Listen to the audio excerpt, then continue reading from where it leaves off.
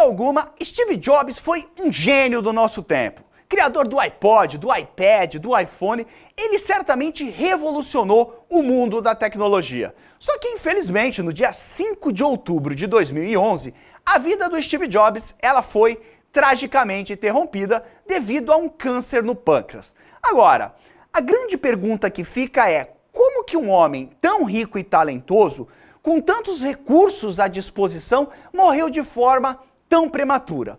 Nessa videoaula, a gente vai entender direitinho o que realmente aconteceu com ele. E claro que para entender isso, a gente precisa saber como é que o pâncreas funciona. E claro que para entender sobre o pâncreas, nosso amigo Bob está aqui para nos ajudar. E ao contrário do que muita gente pensa, o pâncreas, ele não fica embaixo do estômago, não. Nos livros didáticos, geralmente, você vai ver o pâncreas aqui. Mas, na vida real, olha aqui, ó.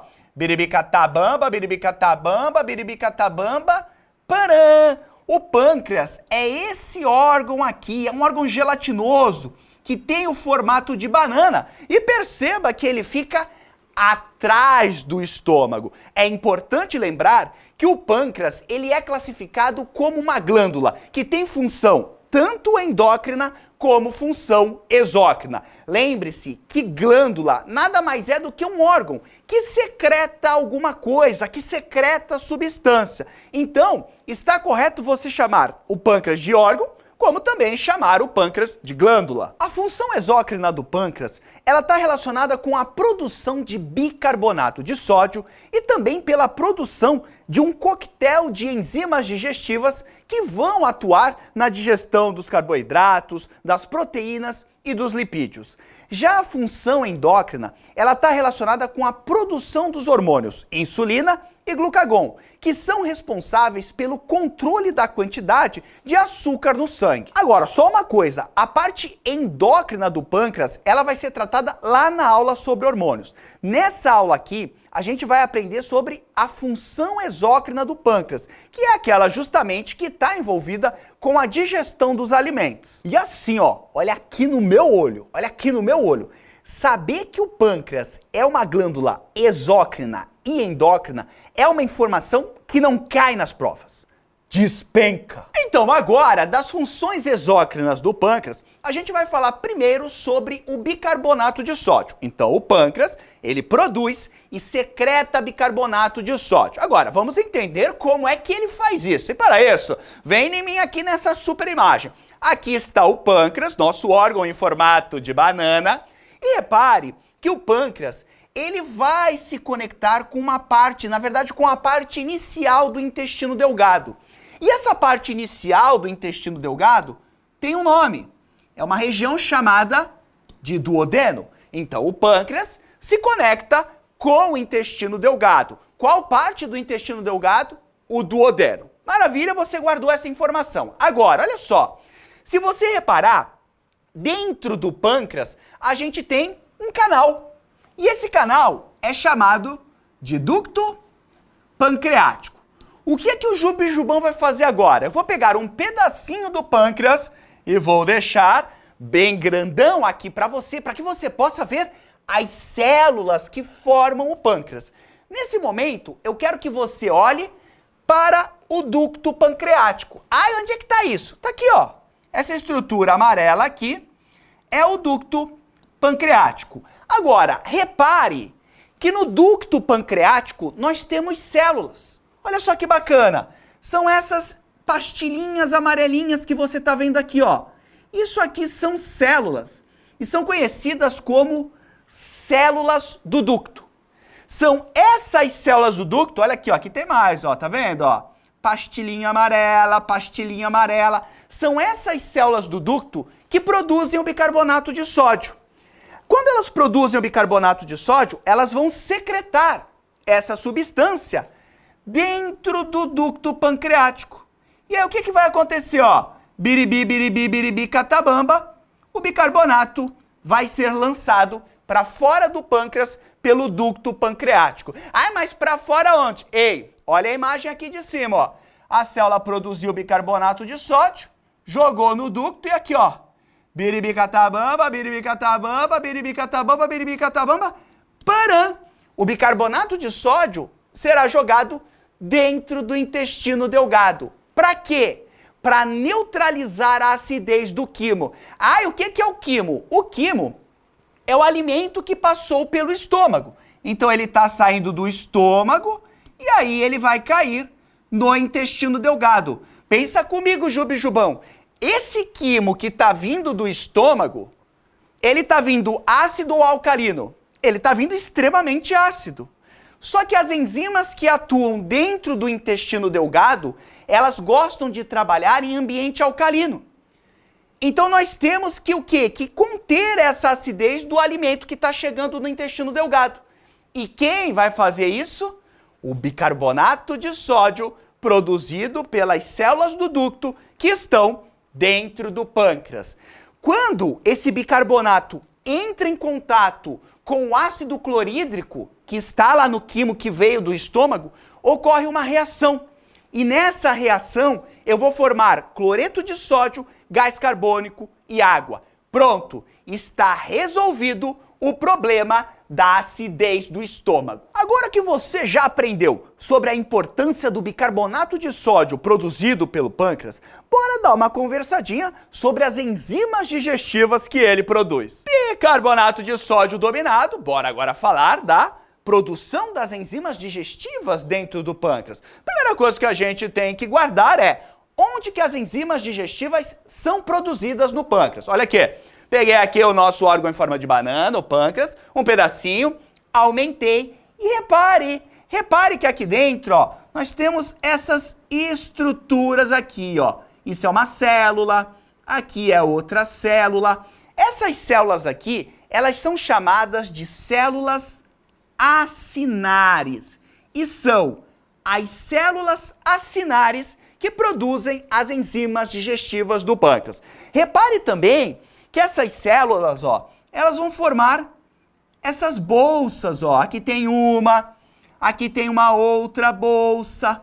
Essas bolsas aqui são chamadas de ácinos pancreáticos. Então, cada ácino pancreático possui várias células acinares. Essas células, depois que elas acabam de produzir as enzimas, elas vão jogar essas enzimas onde? Nesse canal aqui, que é o famoso ducto pancreático. E aí o que vai acontecer? As enzimas vêm pelo ducto pancreático, biribicatabamba, e onde elas são jogadas?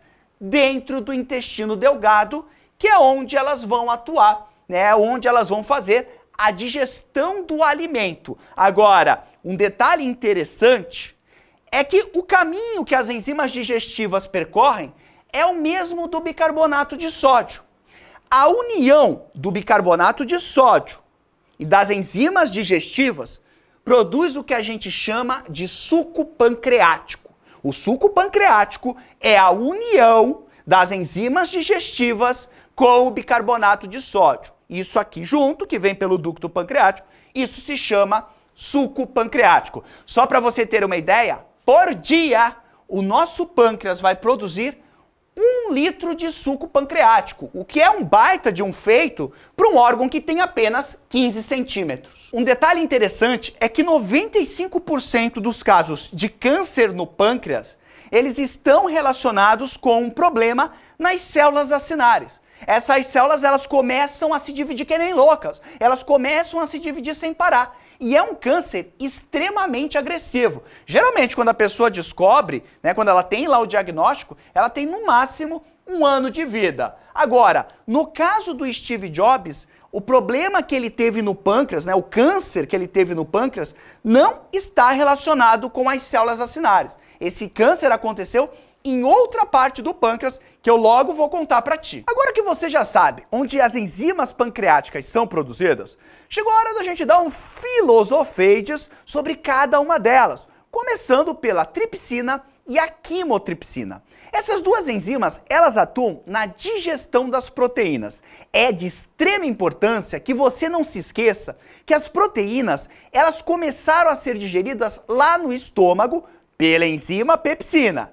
E agora, essa digestão, ela vai ser finalizada dentro do intestino delgado, que é onde as enzimas do pâncreas vão atuar. Outra enzima produzida pelo pâncreas é a lipase pancreática, e ela está envolvida na digestão das gorduras, ou seja, na digestão dos lipídios, mais especificamente de um tipo especial de lipídio conhecido como triglicerídeo. E a gente ainda tem a amilase pancreática ou amilopsina, que faz a digestão do amido. Não se esqueça que o amido é um carboidrato que começou a ser digerido lá na boca pela enzima pitialina. E essa digestão, ela só vai ser finalizada no intestino delgado graças à ação da amilase pancreática. Outro grupo de enzimas produzidas pelo pâncreas são as nucleases, como é o caso da ribonuclease e da desoxirribonuclease. Ela é que nome bonito, hein, para chamar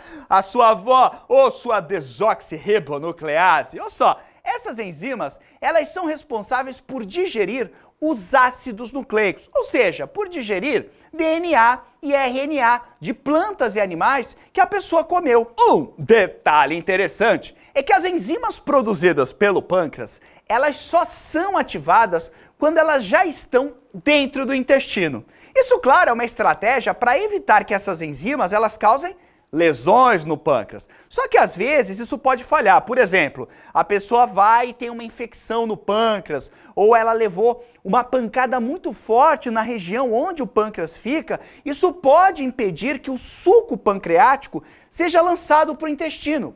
E aí essas enzimas que estão na sua forma inativa, elas podem ser ativadas, meio que assim, meio que sem querer, dentro do pâncreas. E aí o pâncreas será literalmente digerido. E já que estamos falando de problemas no pâncreas, existe um problema que está relacionado com o alto consumo de álcool, que é a pancreatite. Quando a pessoa toma muita manguaça, como é o caso de Bob aqui, olha o Bob, olha o que aconteceu, ó. O pâncreas dele fica mais rígido e inflama.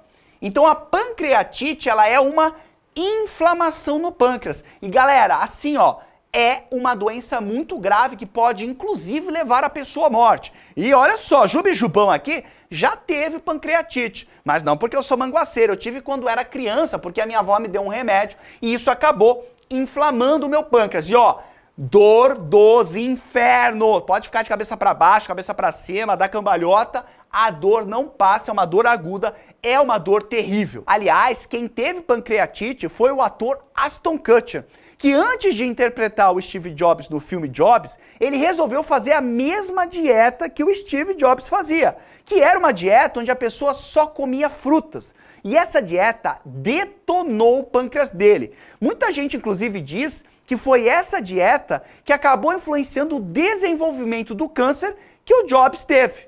Mas afinal, qual seria a relação das frutas com o pâncreas? Na verdade, isso está relacionado com estruturas que são encontradas dentro do pâncreas. De novo aqui, ó, aumentei o pâncreas. Que estruturas são essas? São as ilhotas de Langerhans ou ainda ilhotas pancreáticas. Então aqui no nosso desenho, toda essa estrutura aqui formada por essas células roxas aqui, toda essa estrutura é uma ilhota pancreática. E dentro dessas ilhotas pancreáticas, existem várias no pâncreas, dentro delas existem células que são produtoras de hormônios. Então as ilhotas pancreáticas, elas estão envolvidas na parte endócrina do pâncreas, enquanto as células acinárias estão envolvidas na função exócrina do pâncreas. Mas volta aqui.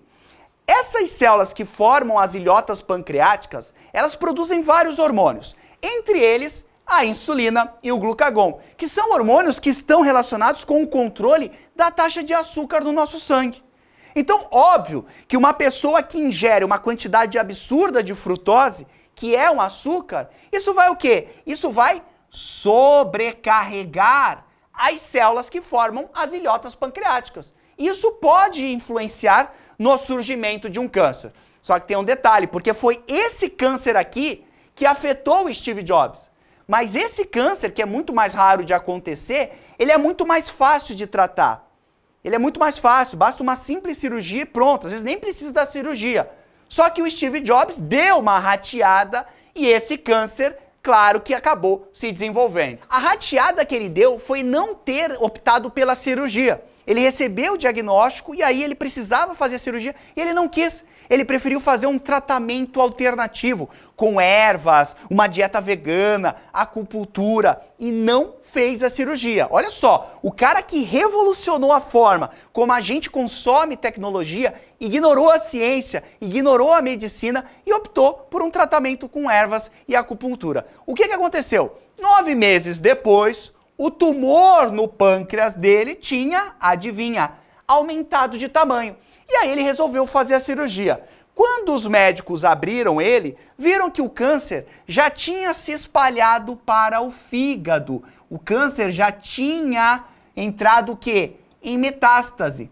Logo depois, o que aconteceu foi que ele teve que fazer um transplante de fígado, né? Porque o câncer afetou o fígado dele inteiro. Só que aí o câncer foi para o peritônio, que é a membrana que envolve os órgãos, né, do nosso abdômen, e depois do peritônio foi para os ossos, e aí já era, ele acabou morrendo. E já que tocamos no assunto, bora falar do fígado.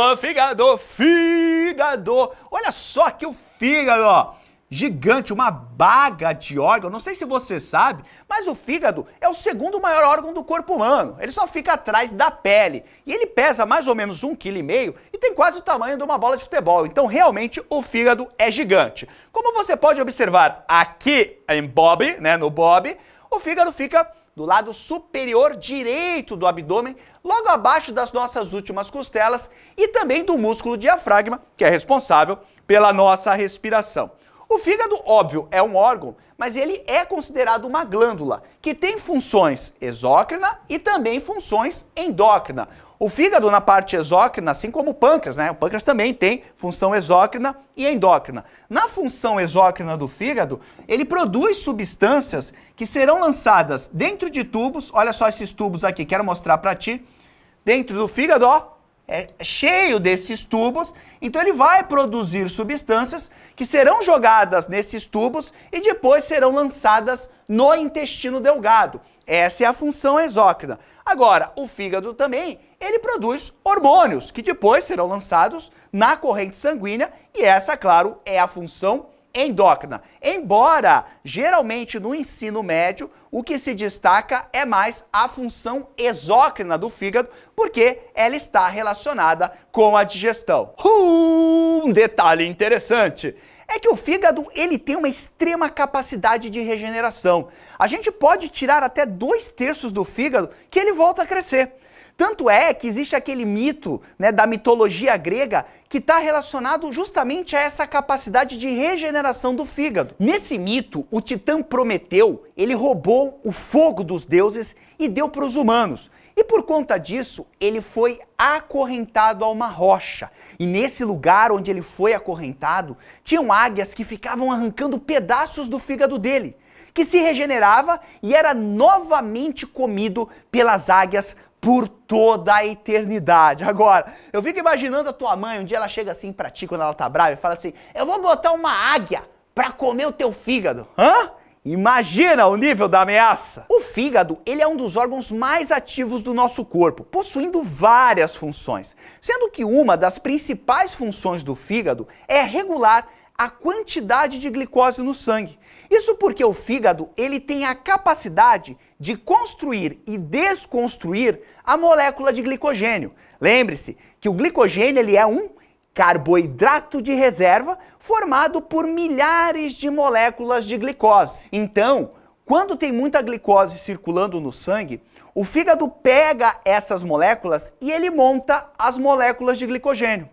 Quando a taxa de glicose fica baixa, o que o fígado faz? Ele literalmente desmonta as moléculas de glicogênio, liberando centenas e centenas de milhares de moléculas de glicose no sangue. O fígado, ele também pode converter a glicose em gordura, e aí ele vai armazenar essa gordura. O fígado também é responsável pela produção do colesterol e dos sais biliares. Além disso, o fígado ele converte a amônia, que é produzida dentro das células e que é extremamente tóxica para o organismo, em ureia. ele transforma amônia em ureia. A ureia, ela é bem menos tóxica e depois ela vai ser excretada na urina. A síntese, ou seja, a fabricação de proteínas como a albumina e de proteínas que participam também da coagulação do sangue, como é o caso da protrombina e também do fibrinogênio, isso também é feito no fígado, que também é responsável por eliminar medicamentos e o álcool, jogando o que não presta dentro do nosso intestino para que todas essas substâncias ruins para a gente sejam eliminadas nas fezes. Além disso, é função do fígado inativar alguns hormônios, como é o caso do estrogênio e da aldosterona. E também é função do fígado armazenar vitaminas e sais minerais e também fazer a ativação da vitamina D. Então perceba que o fígado, ele tem função que não acaba mais. Eu poderia ficar aqui, 3 horas falando sobre ele. Ele está envolvido em quase 500 processos metabólicos. Guarde que o fígado, ele é o laboratório do nosso corpo. Só para você ter uma ideia, nesse momento, 25% do teu sangue está no fígado.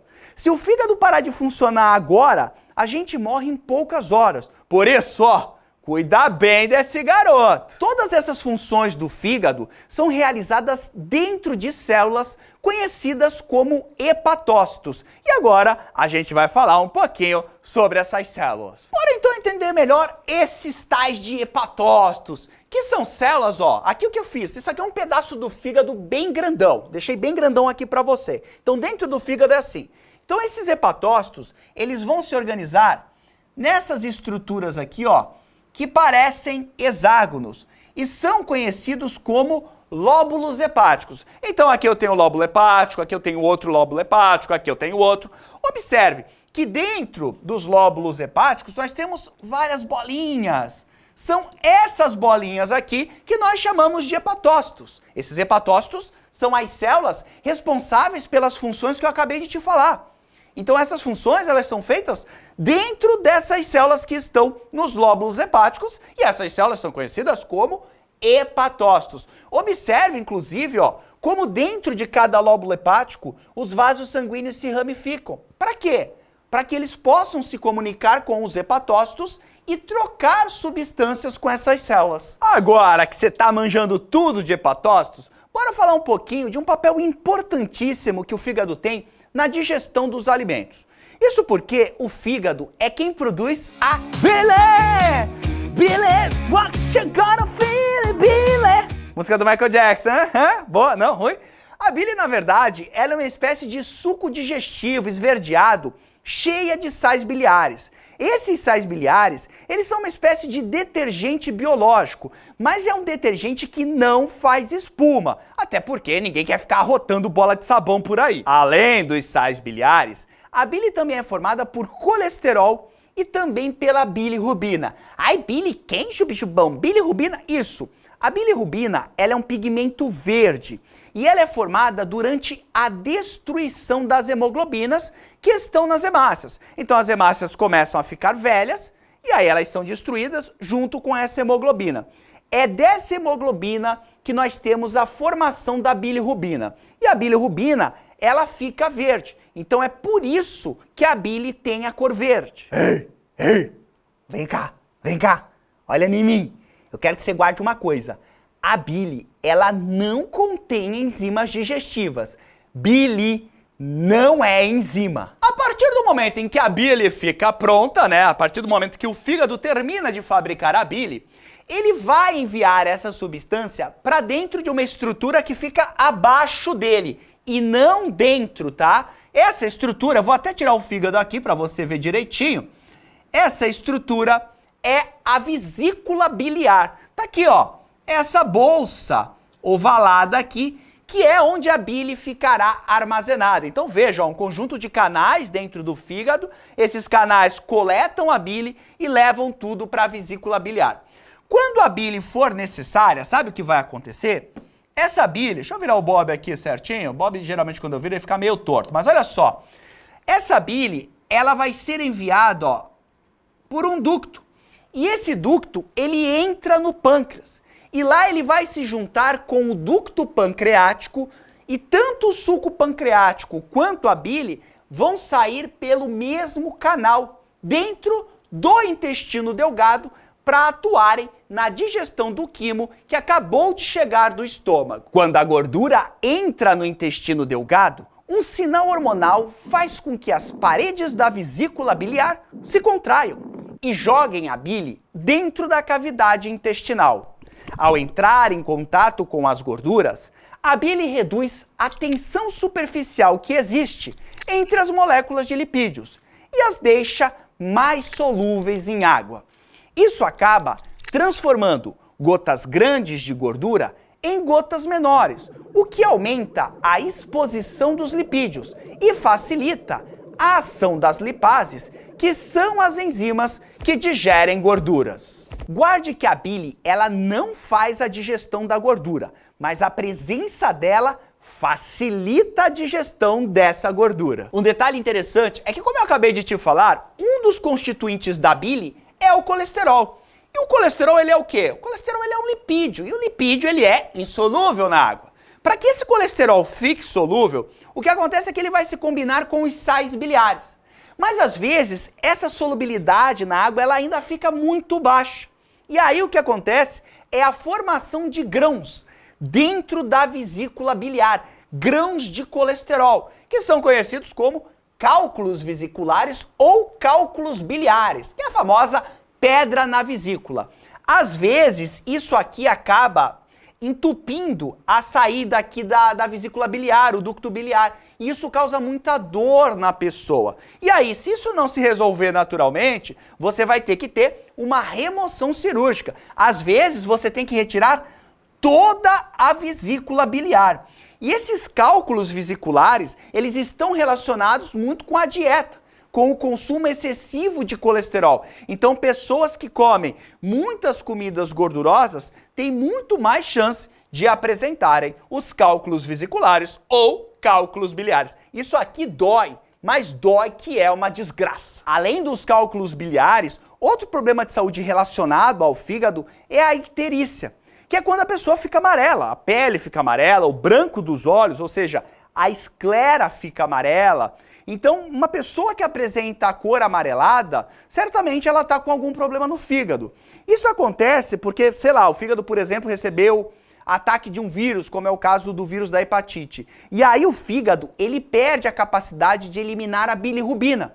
E essa bilirrubina, ela acaba se acumulando no sangue. E é justamente esse acúmulo de bilirrubina que dá a cor amarela na pessoa. E para finalizar a nossa série de perebas do fígado, não podemos esquecer da famosa cirrose, que é uma das doenças que mais matam pessoas no nosso planeta. E ela é caracterizada pela morte dos hepatócitos e a substituição desses hepatócitos por um tecido fibroso e também por gordura. Deixa eu mostrar aqui pra vocês, aqui ó, fígado todo fibroso já, né? Todo fibrosado, já todo destruído. E olha só, se você olhar dentro do fígado, perceba que os lóbulos hepáticos, ó, eles vão diminuindo.